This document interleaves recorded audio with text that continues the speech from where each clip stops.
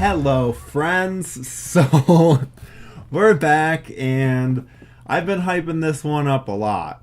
Essentially, ever since I did the first Conjuring one, I've been hyping this up because I had heard such bad things about The Nun that I thought there was no way. Thought we were in for the biggest piece of shit in this franchise, and I can't believe I'm going to say this, but I actually enjoyed The Nun. Yeah, I am as shocked as you are. I did not think that this was going to be anything even worth my time. Oh, damn near everyone talks shit about this film. I thought that we were just going to be in for an absolute mess, and honestly, as a horror film, it's not bad. It's quite entertaining. As a Conjuring film, it's a little mixed because honestly, the bookends for this movie are its like Ed and Lorraine Warren aspects and parts where you're just like, what's happening here? Like and it's been the case for the other films in the series too, where there are bookends with like the Conjuring aspect. I mean, that's how like the Annabelle films have been. But this one, it honestly feels like they had a version of the film without any connections, any like the bookends in it. And they were like, ooh, we need it a little more obvious for the audience as to how this is connected, because that intro is awful. Like, from an editing standpoint, it's bad. I couldn't believe. I was like, oh, is this a trailer? Like, is this a commercial on the disc for The Nun or for The Conjuring? Because I'm not understanding how this is cut together because it's fucking bad. Like, it's bad. Whoever I don't want to diss the editor because this could easily be something that was added on after the fact, but this editor is not good. He is not good. This beginning portion is, and I mean the ending too, but the beginning in particular is one of the worst edited pieces of film I've ever seen. It's so bad that it stands out for its production. You're like, ooh, oh, that was a bad cut. Ooh, what's happening here? So when that start, like right when it happened, I was like, oh, okay, so this is the movie we're getting. Oh, I'll have my little light on back here. Oh, everything was thrown up with that. But that was so dumb. I literally just looked at it, I'm like, oh, this light's not on. I could have just left it off the whole time, but no. Oh, and speaking of which, you guys see, because I don't have you can even see the big letters, rental. I don't own The Nun, and I didn't blind buy it just because I had heard such bad things about it, even though it was like, oh, maybe maybe my Conjuring world, like maybe I need that. But no, I didn't want to sully my DVD collection by adding The Nun into it. But guess what? As soon as The Nun is $10, that's getting added to that fucking DVD collection. Because I enjoyed it. I really, really enjoyed it. To the point where I'm like, I don't understand why I'm enjoying this so much.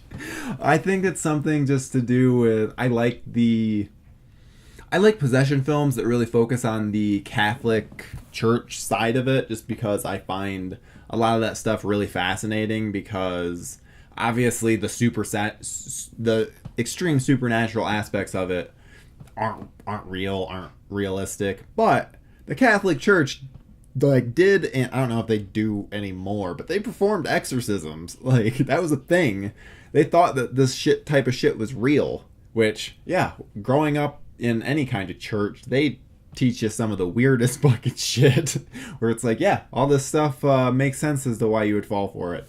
And I don't know, there's a lot with this that I wasn't expecting it to be as entertaining as it is. Also wasn't expecting it to be scary as it is. I don't know, I was taken aback by just how creepy a lot of the scenes were, especially that opening not like not the sloppily edited intro. I'm talking about the opening with the nuns. That's fucking intense. They do a really good job because this movie really focuses on darkness and just like what is in the darkness, what's in the shadows, which that's always been something that gets me, where it's like, ooh, what is that? Because your mind plays so many more tricks on you and it's so much scarier than whatever they would be able to come up with. So that's just, it's cool. I like that they really utilize that. They also, one of the big things was like, did I see that? Did I not? Where you're like, where the camera's turning and then it like goes and you see like a little glimpse of the nun and then it like goes back and they're not there anymore.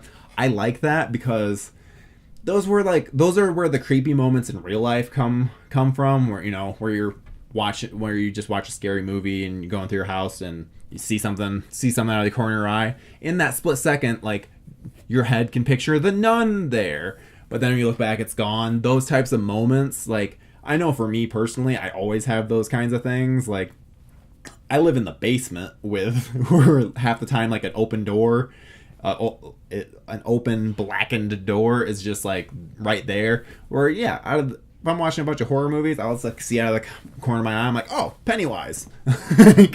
So this is something that always has like stuck with me, and so since this movie really utilizes that, I just thought that was really cool. And also just the whole gothic, can't talk, the gothic look and I guess production design was really, really cool. And because the other films in the Conjuring series they're throwbacks to different eras, because there hasn't been any of the Conjurings that are actually in current day. They're all, I think the latest is 80s. I believe the Conjuring 2 is set in the early 80s. And so we've already gotten from the first Conjuring like the Exorcist and Amityville Horror kind of throwback, and so this movie really feels like kind of a Hammer film throwback, which is cool because I love the Hammer films, which I'm so glad I can say now because I hadn't seen them as of like 2 years ago, but I finally like went through them. Great films, and I like that gothic style, especially when it comes to this story. I think really it lends itself to it. It's because obviously since you have the whole Catholic side and with the Abbey being there, it helps. There's just a lot of stuff that lends itself for the gothic production design. So I really liked that, especially like the scene.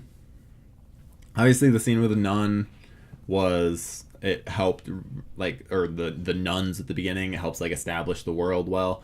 But I actually really, the scene with Frenchie, which I love that, I think it's so funny.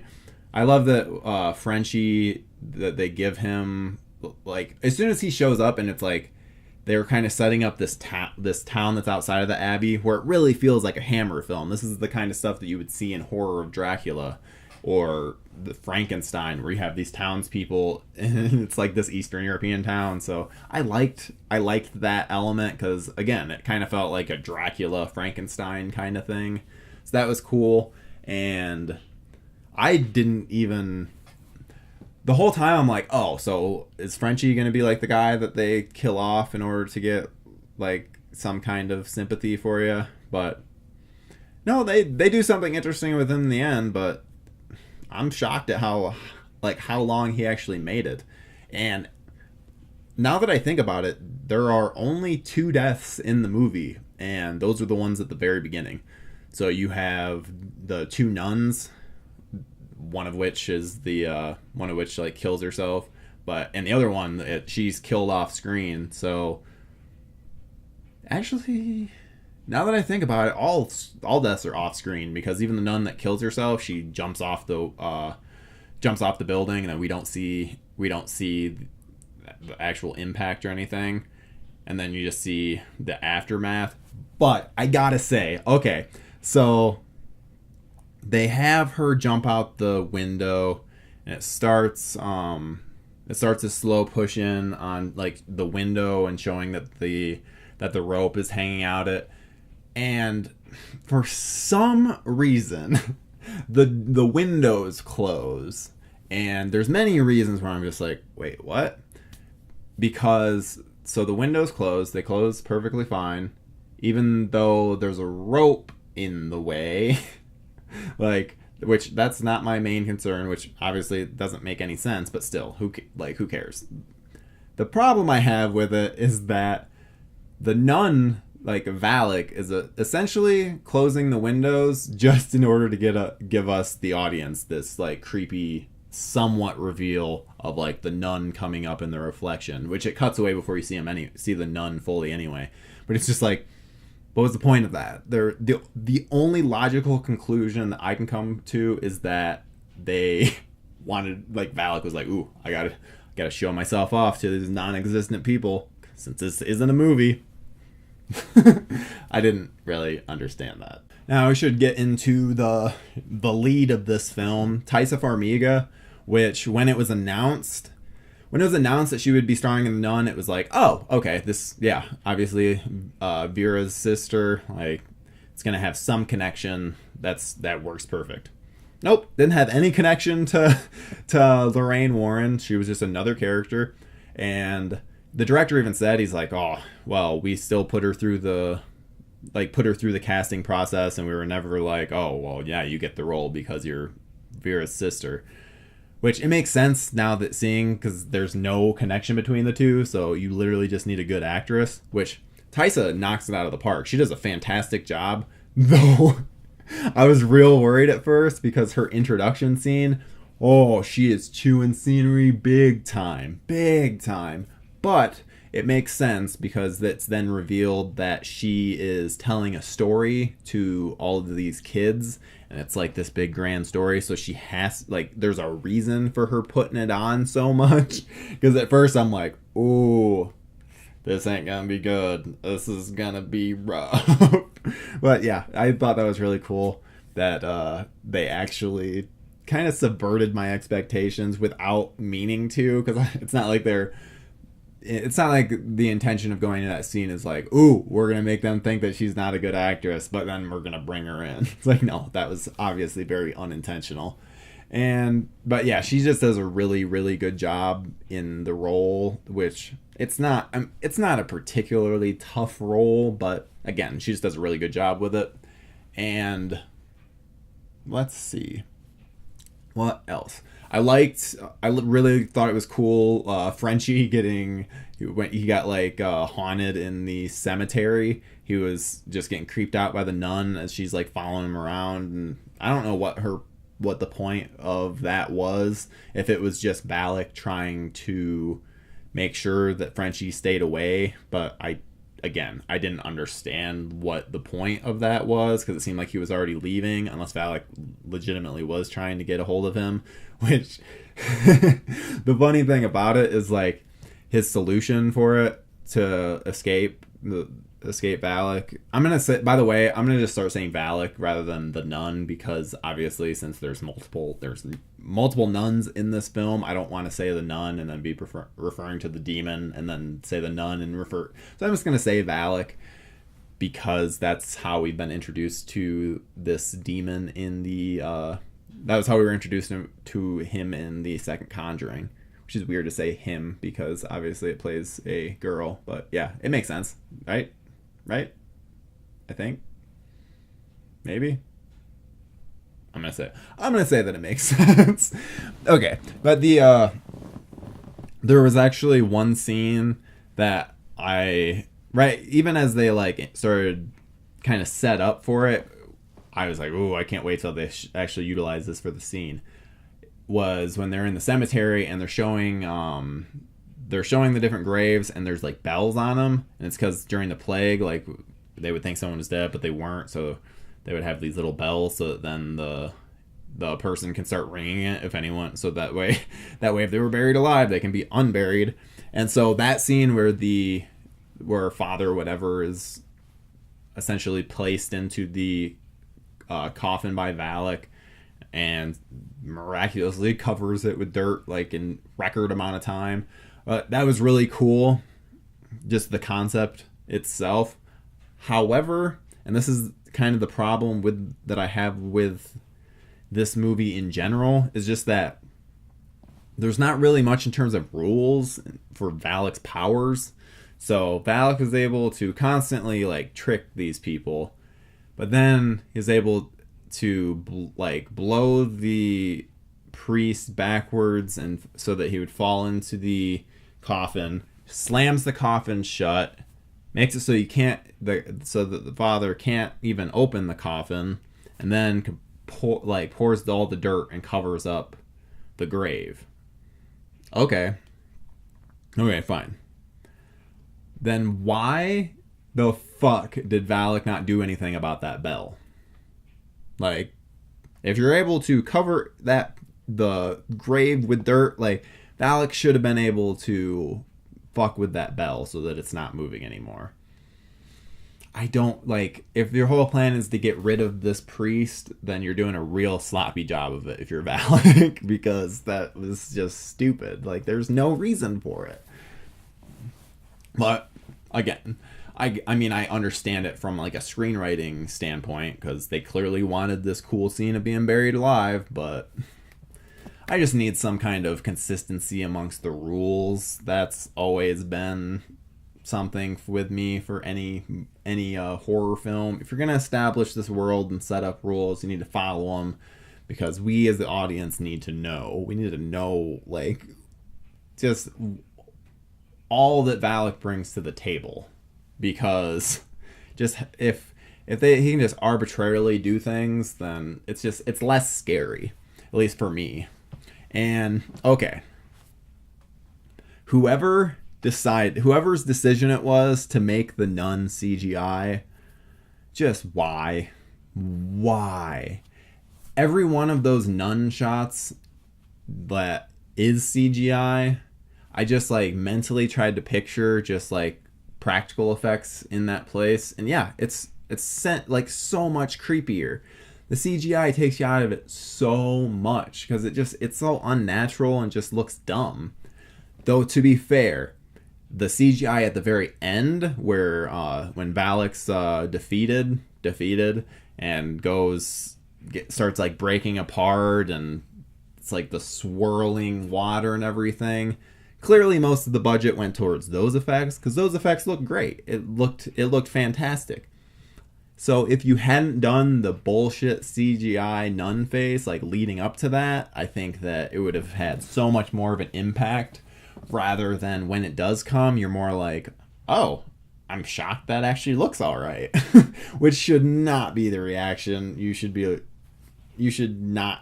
That just should never, ever be your reaction when it comes to that. Like, oh, it doesn't look bad for once. Which, just, again, bad decision making. It's gotta be the director's problem. Like, can't imagine that the producers fucked with things this much. I really actually want to find out more about the production of this, because I don't understand. There's some pieces to this puzzle that work really, really well, and then there's some where you're just like, ugh. And a lot of it comes down to the directing. Directing's bad. Not as bad as the editing. The editing is fucking awful. But the directing is just there's just some very odd choices. There's not a whole lot there's not a lot to latch onto. Yeah, I'm trying to think of like positives. I like the camera movements. Like, that was nice, but could have just been the cinematographer. Just trying not to diss this director too bad, because what else did he do? He did something else that was pretty decent, and so I know that The Nun people had quite high expectations for, but I don't think it was ever destined to be anything amazing. It just couldn't. I don't know. It just wasn't going to be something spectacular, because it still went against the formula that The Conjuring usually follows, which is like following like a family. So yeah, the Nun itself, it's just, it's they really wrote themselves into a corner too, because I mean, I guess they technically could tell the story of Frenchie as far as if this was actually successful. But otherwise, it just leads into the first Conjuring, which it's like, okay, we get that. Like, so even though this character is popular enough for you to do a spin-off, you're not setting up for sequels. Like, just again, odd decision. But who knows? Maybe this wasn't tracking well, so then they added those little bumpers on. I am not sure. And so another thing that really confused me is in The Conjuring 2, Valak is defeated by, like, the whole thing is that Lorraine finds out his name is Valak, and so it gives her dominion over him. So if that worked in The Conjuring, why does that not work in this? Because the priest has Valak's name from, like, what, the 35-minute mark, something like that. It was to the point where I'm like, because he finds some book that literally has Valak in it. It goes over way more of the history than you would ever think would be in some random book that they just happen to come across. But that's not the case. He doesn't. Like, even when I first heard Valak in this film, I was like, oh, so they know the name, so they should be able to stop this fairly easily. But that didn't happen. So that was weird. Now, one thing that I thought was so fucking sick is, which, again, just like an odd decision in that we've seen the nun so much, both in this movie and in The Conjuring, and like advertisements for the film itself. So it's odd that they would like treat the reveal of the nun like it is a reveal. But it's still cool. It's, again, I have to remind myself, like, oh, this is supposed to be its own contained thing, like, but still, it's not really that contained. Like, they don't, it's a really cool shot. Like, it's a slow push in as the nun is just like turning slowly, and it just has a full reveal of the face, and it looks really cool. But you're just like, I've seen this before. Like, is something gonna happen different? Something that I'm not expecting? But no, it's exactly what you're expecting. So that aspect was pretty disappointing. And also it was a little odd that Frenchie showed up in the end like a goddamn action hero.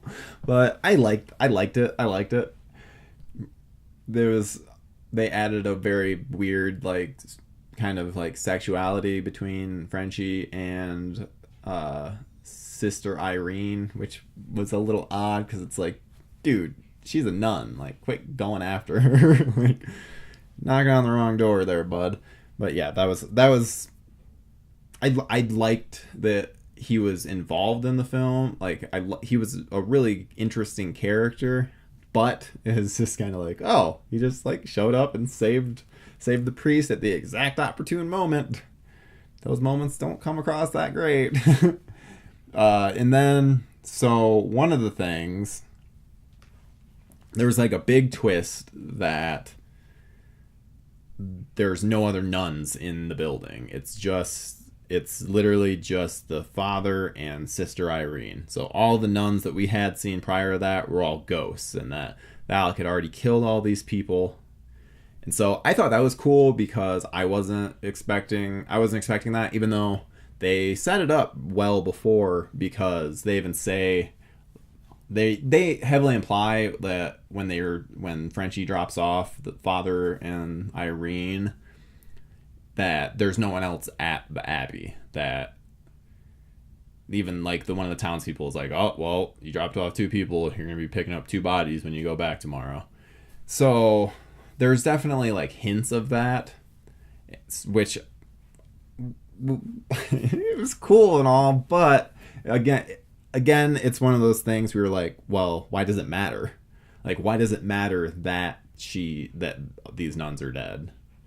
Like, it really doesn't. So, other than the fact that it reveals, like, oh, Valak is at full power and they're not able to hold him back. Like, okay, Okay. And also, I guess it kind of shows too of like, oh well, these deceased nuns are guiding Irene to try and help her to try and stop Valak. But again, it's just kind of weird. And they have this whole backstory with some creepy dude into witchcraft and stuff that's trying to raise Valak up. That the church gets involved and seals it, blah blah blah. But they were able to do it with like a vial of Christ's blood, which this has the best, leads to the best line in the movie. I even wrote it down. Frenchie's like, "Holy shit!" And the father's like, "The holiest." You can't get the fucking, give him the Oscar right there, right there. Just give that screenwriter the Oscar. You're not getting much better than that. I just something about that. It cracked me up. I'm like, the holiest of shit, because it's Jesus's blood. Oh, that cracked me up, and it also made me like unintentionally laugh when Taissa spits the blood at Valak, which essentially takes Valak down. And like, I don't know, it just cracked me up because I'm like, she has Jesus's blood in her mouth. She's a nun. Like, I don't know. It cracked me up. And also, there's a line which I'm pretty sure that this is like commenting on the whole school shooting prayer thing that happens anytime we seem to have a shooting, which was, "There's a time for prayer and a time for action. This is a time for action."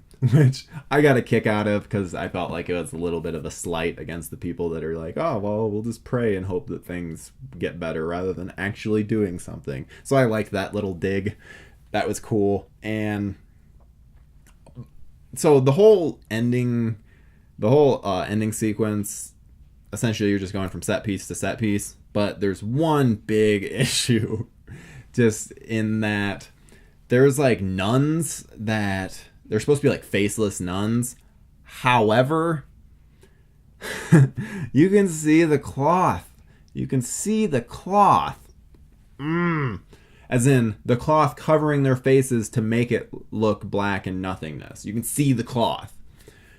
So maybe rather than spending a bunch of dumb fucking money on CGI enhancing the nun, you spend just a little bit of money and fucking make that blackness actual nothingness, therefore making these characters much creepier rather than what they are, which is like, oh, there's a bunch of nuns in black masks. That's what it looks like, because that's what it is. All it takes is a little bit of adjustments to make it so that face looks like a fucking, or the black hole is an actual like abyss rather than, oh yeah, you can see the cloth. Like, oh, that was really dumb. And yeah, also the nun talks in the end when she possesses Taissa. Full on talks. Ugh, such a bad decision. Especially like how he talks, like it's awful. Truly awful. But it's one of the few truly awful moments, because it's still a fun movie. And let's see, I would say that this is better than the first Annabelle, just in that it's not nearly as big of a mess. And they also, so I didn't realize watching this, especially like when the end scene came up, I was like, oh, so they brought back Patrick Wilson and Vera Farmiga. That's cool. And then it was like, oh shit, there's Lily Tomlin. Isn't that her name, Lily Tomlin? Or Lily something. Fuck. Oh well. But they show them, and I'm like, oh wait, that was a scene from The Conjuring. So the whole crux of this essentially goes down to Frenchie gets possessed by Valak. And that is how like Ed and Lorraine have to go to that that's how the Warrens are connected with Valak. So that was fine, whatever. I didn't I didn't get the connection of like when he revealed his name was Maurice. I wasn't like, oh, in the first Conjuring they mentioned Maurice from Romania. It didn't register with me until they had that scene, so that's why I honestly think that they did add those bumpers, because it must have just not tested well, where people are like, I don't get, because it just doesn't make a lot of sense. It feels very self-contained outside of those moments, which those moments, again, it's just very sudden, especially with like the ending bit. It really does feel like a weird recap where it's just like, oh, now the credits are rolling. That was the ending. What? But yeah, that's really all. We went through this Conjuring series. Aren't you so excited? We made it through in one go, and so we actually still have 2 more films that will be out eventually. There hasn't really been much movement, it seems like, on the Conjuring 3 front. Annabelle, I'm pretty sure Annabelle 3 is already all filmed, and so that one we're definitely getting before the Conjuring 3, and I'm real curious as to where they're going to take that. I will, since any other films in the series that come out will be super fresh and new rather than how most of these franchise chats go, so likely when Annabelle 3 comes out, I probably won't do a franchise chat. It'll probably be a film review, but I don't know. We'll cross that bridge when we come to it, because guess what? We are all done with the Conjuring film series. I say film series like it's like, now we're doing the Conjuring comic book series.